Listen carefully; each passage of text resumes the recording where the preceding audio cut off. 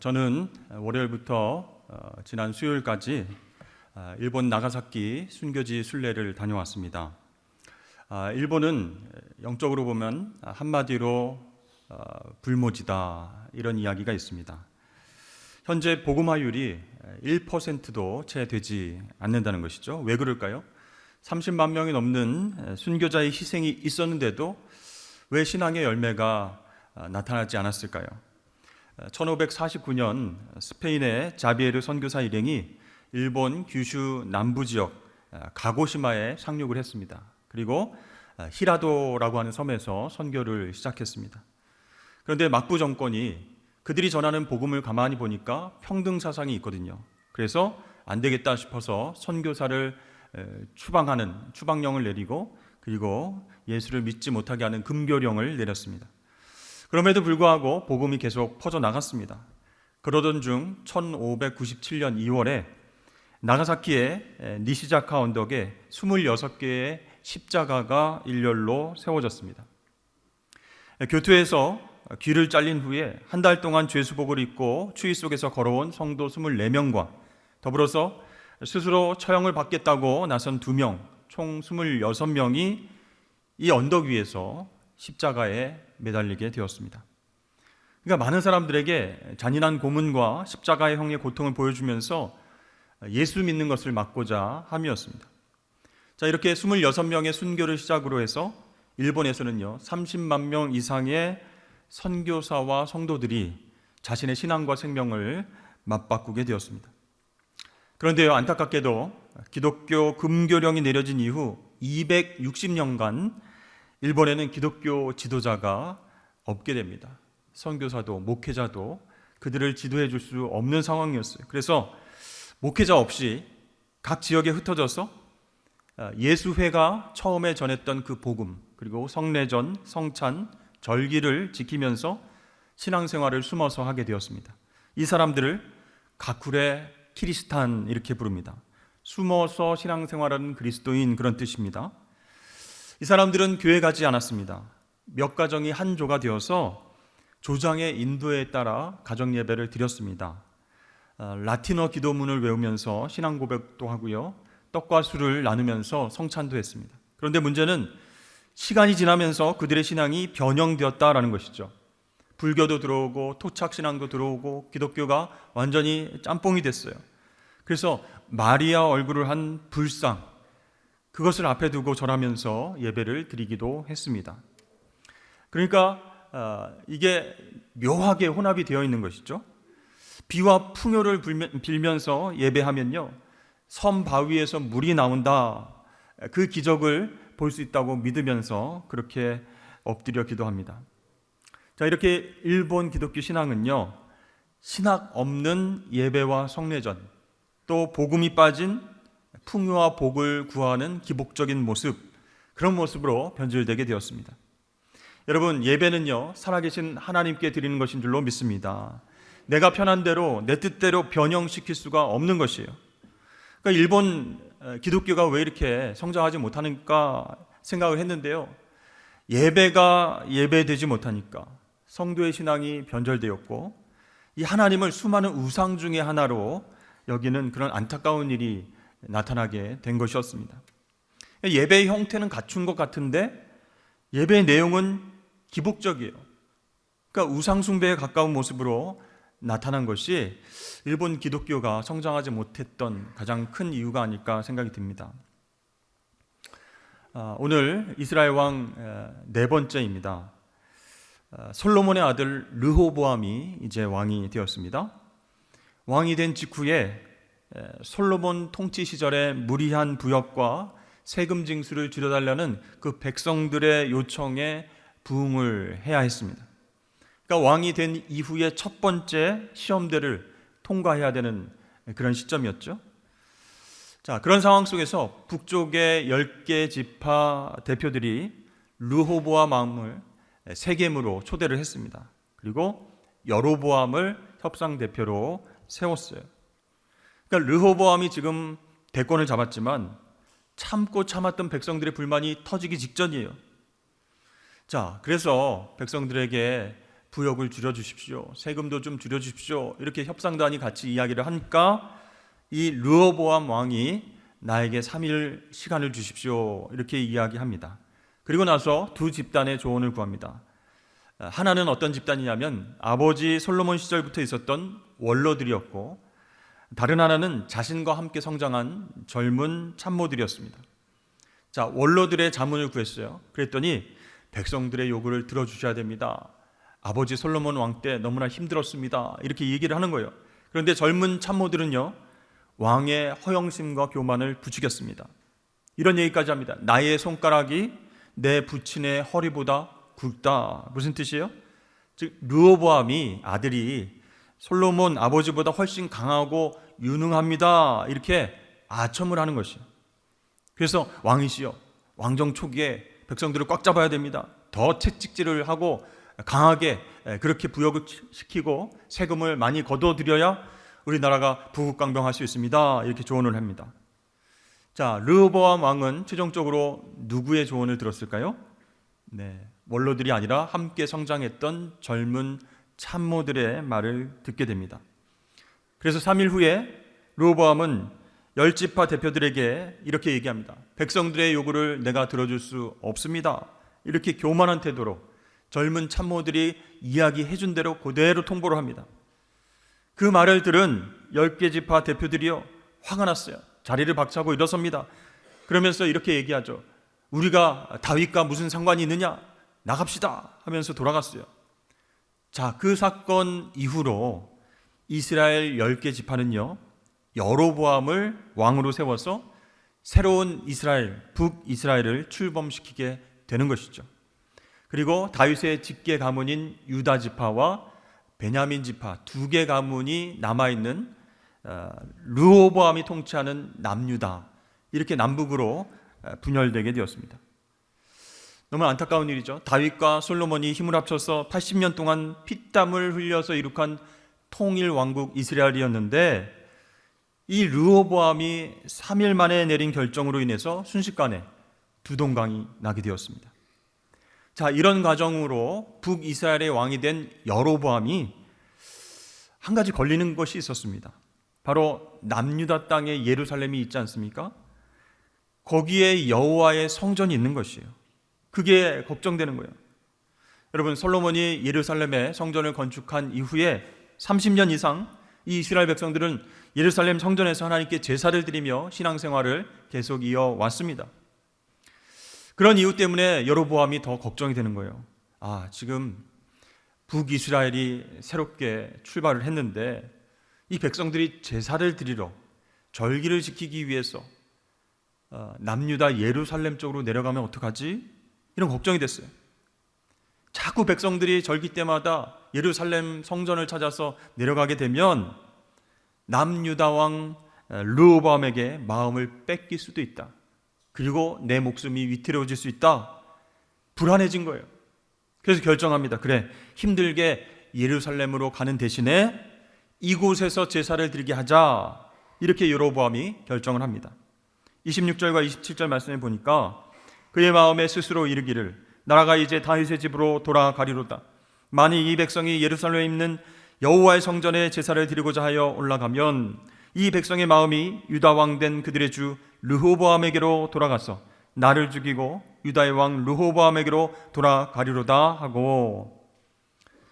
그러니까 여로보암이 북이스라엘 처음 출범해서 열심히 나라를 세우려고 했지만 하나님과 관계없는 자기 마음대로 결정을 이렇게 해버린 것입니다. 스스로 불안한 마음을 없애기 위해서 자신의 뜻대로 성전을 대신할 제단을, 상당을 베델과 단에 세웠습니다. 그리고 언약궤를 대신해서 무엇을 만듭니까? 금송아지를 만들어요. 그리고 백성들에게 공포합니다. 너희들 힘들게 내려가서 예루살렘 성전에서 제사 드리지 말고 가까운 베델과 단에 가서 제사를 드려라.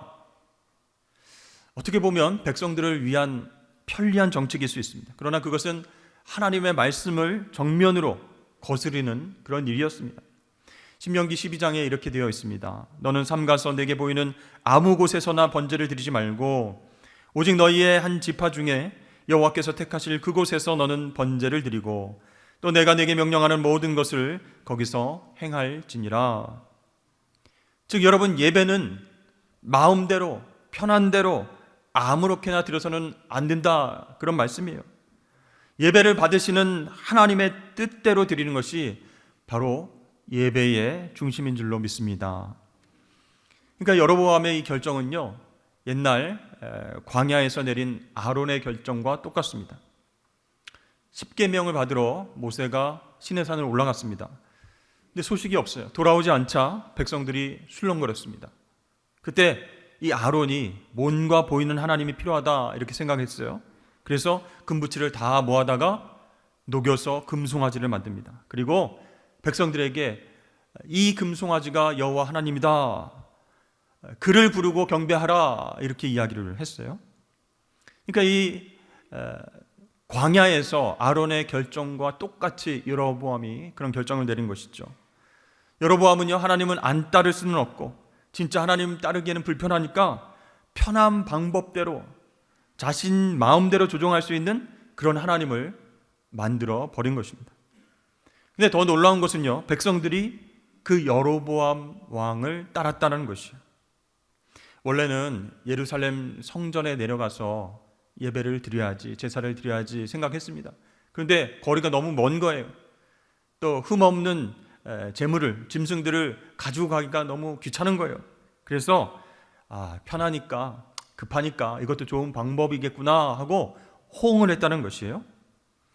여러분, 여기에서 우리가 신앙생활할 때 편한 것, 급한 것에 충동을 조심해야 할 줄 알아야 됩니다. 나 중심의 예배, 나를 만족시켜줄 예배, 그렇게 예배 드리는 것이 문제가 된다는 것이에요. 예배를 안 드리자니 좀 찝찝하고, 예배는 드려야겠는데 힘들고, 그래서 내 마음대로 의무적으로 예배를 해치우는 것이 문제가 될 수 있다는 거예요. 여러분, 여로보암이 이렇게 결정하고 백성들에게 공포한 것은요, 하나의 실수가 아니었습니다. 오늘 28절부터 29절까지 말씀 보니까 이외에 계획하고 두 금송아지를 만들고 그랬죠. 하나는 베델에 두고 하나는 단에 둔지라, 그렇게 얘기합니다. 그러니까 실수가 아닌 계획이었다는 거예요. 오랫동안 고민하고 결정한 그런 계획된 일이었어요. 그것이 하나님 앞에서 죄악인 줄 알면서도 강행했습니다. 왜 그랬죠?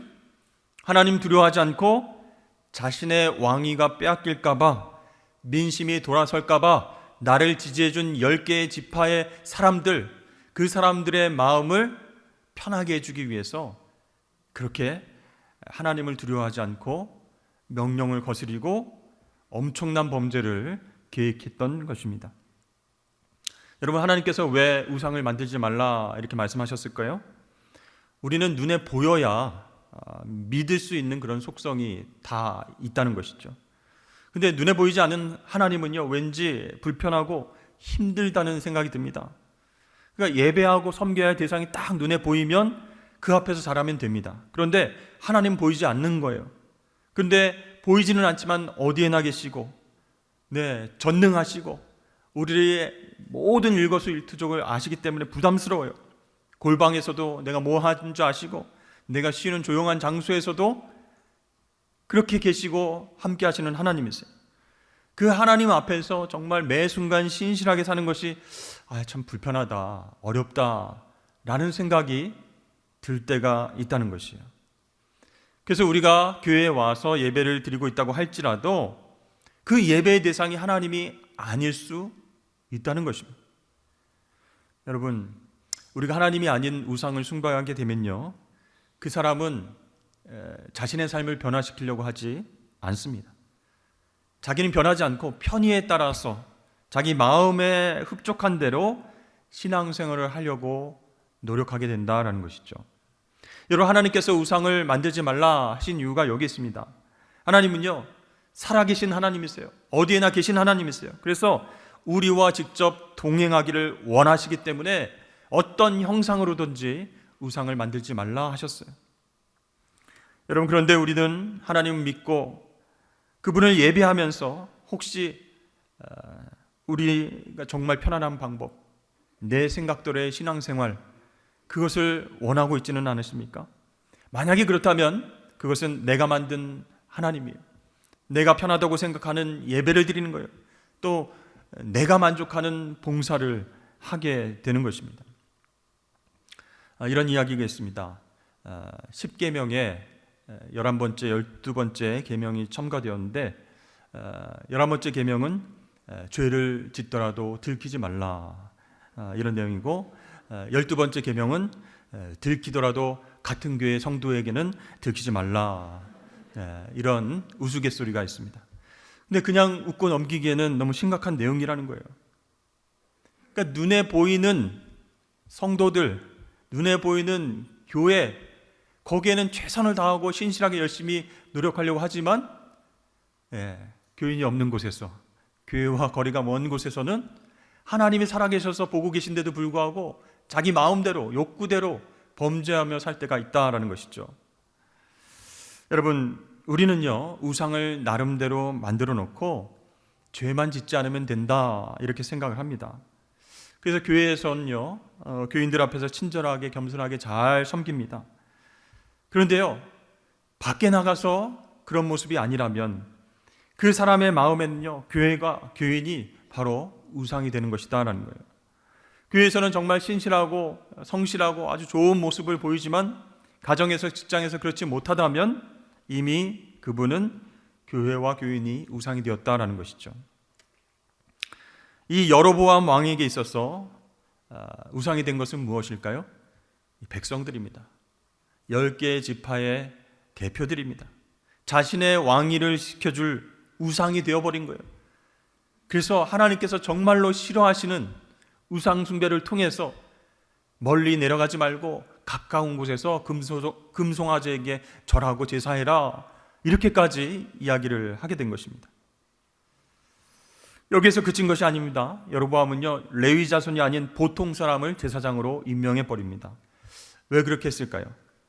이 여로보암이 악한 정책을 왕이 돼서부터 하잖아요. 우상 숭배에 대해서 공포하고 있잖아요. 그러니까 경건한 레위인들이 반발할 것 아니겠습니까? 그러면 하나님의 계명을 들어서 질책을 했을 수도 있습니다. 실제로 경건한 많은 사람들이 야, 이거 큰일 났다, 지금 여로보암이 우상 숭배를 지금 장려하고 있구나, 우린 내려가자 해서 남유대로 내려간 사람들도 있었습니다. 그러니까 이 여로보암이 보기엔 경건한 레위인들이 부담스러운 거예요.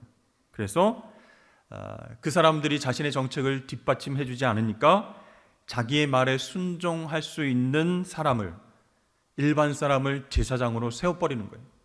레위인이 아닌 일반 사람을 제사장을 세우고 금송아지에다가 제사할 수 있도록 그렇게 일을 맡겨버린 것입니다. 그리고 또 하나는요, 하나님이 제정하신 절기, 그 절기와 비슷한 시기에 또 다른 절기를 만들어서 제사를 드리게끔 했다라는 것이죠. 자, 이렇게 여로보암은 진짜 같은 가짜를 만들어서 하나님 섬기는 것을 종교로 만들어 버렸어요. 우상 숭배로 만들어 버렸습니다. 중세 가톨릭 교회가 한참 타락했을 때는요, 왕과 교황이 은밀하게 야합을 해서 교회나 정부의 핵심 지위를 사고 파는 경우가 굉장히 많았습니다. 그래서 부유한 교구의 감독이나 추기경 자리는요, 왕들이나 귀족들의 물질적인 지원이 있어야만 했어요. 자, 그것이 신앙의 타락으로 이어지게 됐다라는 것입니다. 자, 여러분, 이렇게 하나님과 상관없는 예배, 하나님과 상관없는 열심은 타락을 가져오게 되고 하나님 앞에서 큰 죄를 짓게 됨을 꼭 명심하실 수 있기를 바랍니다. 만일 우리가, 저와 여러분이 하나님께 예배를 드리면서 나는 내 문제만 해결되면 그만이다, 이런 생각을 한다면 그것은요, 하나님을 믿는 것이 아니라 종교를 믿는 것이에요. 여러분, 분명한 진리는 무엇입니까? 우리는 하나님 뜻대로 살면서 하나님께 영광 올려드리기 위해서 예배하고 신앙생활해야 된다라는 사실이에요. 여러분, 구원포가 이단인 이유가 무엇입니까? 아니, 구원받으라고 이렇게 복음 전하는 게 좋지 않습니까? 구원포가 왜 이단이죠? 그들의 목적이 구원에만 있기 때문이에요. 그런데 여러분, 하나님께서 우리를 구원해 주신 목적은 무엇입니까? 하나님 자녀가 돼서 구원받은 이후에 세상에 나아가서 빛과 소금의 역할을 감당하기 위해서 구원해 주신 거예요. 하나님 영광 위에서 살라고, 사명 감당하라고 그렇게 구원을 허락하신 거예요. 그런데 구원파는요, 구원받은 사람의 삶에는 관심이 없습니다. 무슨 짓을 하든 무슨 일을 하든 상관을 안 해요. 오직 구원 자체에만 관심이 있습니다. 그래서 이단인 거예요. 여러분, 구원받은 우리가 구원받은 자녀로서의 삶에는 관심이 하나도 없고 오직 내 문제 해결, 내 욕구를 채우기 위해서 교회에 나오고 예배를 드린다면 그것은 여러분 하나님께 영광이 되지 못한다는 것이요. 또 사람들한테 어떤 얘기를 듣겠습니까? 야, 믿는 사람들이 더한다, 예수쟁이들이 더 못됐다, 그런 사람들의 평가를 받게 되는 것입니다. 아까 설교 소두에서 일본 기독교 신앙이 변형된 이야기를 드렸습니다. 어쩔 수 없는 환경이었습니다. 숨어서 신앙생활을 했기 때문에, 지도자가 없었기 때문에 그렇게 되었습니다, 이렇게 이야기할 수 있습니다. 그러나 살아계신 하나님께 예배드리는 것이 무엇인지 알지 못하면 우리도 그들처럼 신앙이 변형될 수 있다는 것이에요. 여로보암 왕처럼 마음의 불안을 핑계 삼아서 편한 대로, 좋은 대로 하나님 아닌 우상을 만들어서 예배드리고 복을 간구할 수 있다라는 것입니다. 여러분, 우리 가정에선 누가 제일 편안해야 되겠습니까? 우리 가정에선 아내가 몸과 마음이 편안하셔야 남편과 아이들이 편안해집니다. 여러분 믿으십니까? 근데 여러분, 아내를 화나게 했다, 힘들게 했다, 짜증나게 했다, 그럼 어떻게 되겠습니까? 밥과 반찬이 안 나오는 거예요. 한마디도, 국물도 없는 거예요. 그러면 우리는 배달 음식을 시켜 먹거나 굶어야 된다는 것이에요. 그러니까 뭔가 가정의 일이 돌아가지 않는 거예요. 마찬가지로 우리의 왕이신 하나님께서 영광을 받으실 때 우리가 편안해집니다. 뭔가 불안하고 걱정된다고 해서 내 마음대로 하나님을 부리고 우상을 만들어 놓고 거기에 절하는 그런 죄악을 범해서는 안 될 것입니다. 우리의 마음이 걱정되고 불안해질수록 하나님을 왕으로 섬기고 하나님 말씀에만 순종하시는 저와 여러분 되시길 축복합니다. 그렇게 된다면 세상의 걱정과 불안이 없어지고 우리 삶 가운데 하나님이 인도하시는, 하나님이 통치하시는 평안을 경험하게 될 것입니다. 여러분, 여로보암은요, 하나님을 기쁘시게 한 것이 아니라 백성들을 기쁘게 하려고 열심과 최선을 다했어요. 그러니까 하나님 마음이 아니라 백성들의 마음을 붙들기 위해서 애썼던 왕이다라고 할 수 있어요.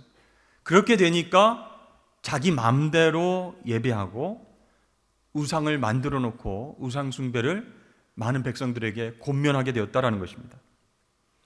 저는 이렇게 예배를 드리면서 여러 가지 이제 예배 순서가 있지 않습니까? 그런데 준비되지 않고 정돈되지 않는 그런 예배를 참을 수 없었습니다. 예배를 준비하고 진행하는 많은 분들이 실수할 때가 있어요. 준비에 소홀해서 놓칠 수도 있어요. 그러면요, 그럴 수 있지라고 생각하면서도 많이 속상하고 화가 나기도 했습니다. 또 예배 시간에 핸드폰이 막 요란하게 울릴 수 있어요. 그러면 끄면 되는데 펼쳐서 여보세요? 이렇게 받는 분들이 꼭 계시다는 거예요. 참 이해가 되지 않아요. 그래서 설교를 하다가 거기 뭐 하세요? 누구한테 전화 왔어요? 이렇게 얘기하고 싶은 마음이 여기까지 막 올라올 때가 있어요. 근데 가만히 생각해 보면 예배를 위해서 최선을 다하고 하나님 임재를 구하는 바른 예배를 드리고 싶어도 준비가 잘 안 된 사람들의 마음 상태가 있을 수 있겠구나. 영성의 성숙도가 다 다르기 때문에 그럴 수 있겠구나라는 생각을 하게 됩니다. 그렇다고 준비 안 된 상태에서 예배를 드리자, 그런 뜻이 아닙니다. 여러분, 우리의 모두의 영성이 성숙해져서 하나님께 드리는 예배가 정성껏 준비되어져야 된다, 그런 뜻이에요. 사랑하는 성도 여러분, 오늘 말씀을 통해서 우리가 이것을 생각하게 됩니다. 우리 삶에서 중요한 것이 무조건 열심히, 그것이 아니라는 거예요. 올바른 방향으로, 천천히 가더라도 올바른 방향으로 가야 된다는 것이에요. 무조건 열심히 하려고 하면요, 어떻게 될까요? 사람들의 인정을 바라보게끔 되어 있습니다. 하나님은 눈에 안 보이시고 사람들은 눈에 보이니까 사람들의 인정을 받으려고 열심히 더 하게 됩니다. 그러면 하나님께 영광이라고 하는 본질을 잃어버리게 되는 거예요. 예배도 그렇고 제자 훈련도 그렇고 섬김과 봉사도 마찬가지입니다. 나도 모르게 우상을 만들어서 섬기는 일에 가담하게 된다는 것이죠. 여러분, 우리 교회는 흩어지기에 모이는 선교적 교회입니다. 왜 우리가 주일마다, 수요일마다, 금요일마다 모여서 예배를 드립니까? 세상에 흩어져서 하나님의 뜻대로 살아가기 위해서 모이는 것이에요. 그런데 예배도 열심히 드리고 제자 훈련도 열심히 받고 봉사도 열심히 하는데 방향이 잘못됐다면, 하나님이 영광을 드러내는 방향이 아니라면 그것 자체가 내 마음대로의 신앙이 될 수 있어요. 우상을 만들어서 절하는 그런 신앙으로 변질될 수 있다라는 것입니다. 여러분, 오늘 말씀을 기억하시면서 여로보암처럼 되지 말아야 되겠다. 하나님의 뜻대로 예배하고 그리고 흩어져서 하나님 영광을 위해 살아가야겠다. 이렇게 결정하시는 저와 여러분 되시길 주의 이름으로 축복합니다.